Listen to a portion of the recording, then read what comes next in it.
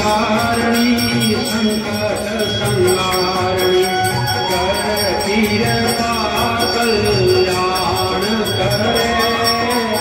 आराधे पधारो मैया होवे निज आरती कवि जन कीरति गान करे। आराधे पधारो मैया होवे निज आरती आराधे पधारो मैया होवे निज आरती। पूरब कवल असल परमाणा वचन चंद्रावल रूप वरे। संत शिरोमणि रूपादे समोवन धन जादम कुल जन्म धरे। आराधे पधारो मैया होवे निज आरती कवि जन कीरति गान करे।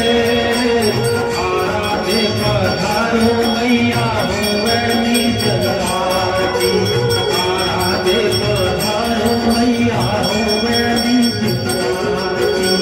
योगीदास कुंवरी पूजाणी जगत में स्वरूपो घटियाणी सा नाम सरे। मियाँ सवाई सिंह जी संग में भणी जय हाजिर पर चाकीर हरे। आराधे पधारो मैया होवे निज आरती कवि जन कीरति गान करे।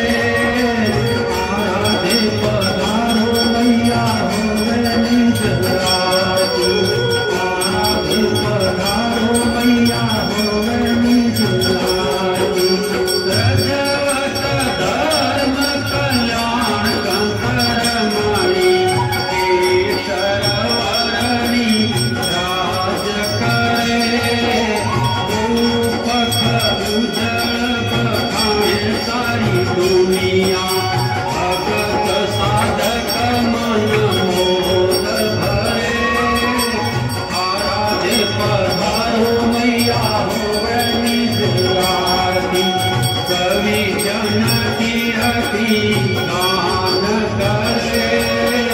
जन कीरति गान करे। आराधे पधारो मैया होवे निज आरती आराधे पधारो मैया होवे निज आरती।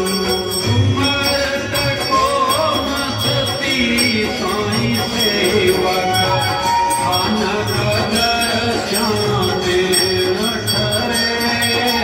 राजा अंक भजे सब रैयत कर वंदन जयकार करे। आराधे पधारो मैया होवे निज आरती कवि जन कीरति गान करे। आराधे पधारो मैया होवे निज आरती आराधे पधारो मैया होवे निज आरती। काटो कष्ट जगत कल्याणी भजन किया भंडार भरे। मेहर करो मां मोत्यावारी कव कारू अरदास करे। आराधे पधारो मैया होवे निज आरती कवि जन कीरति गान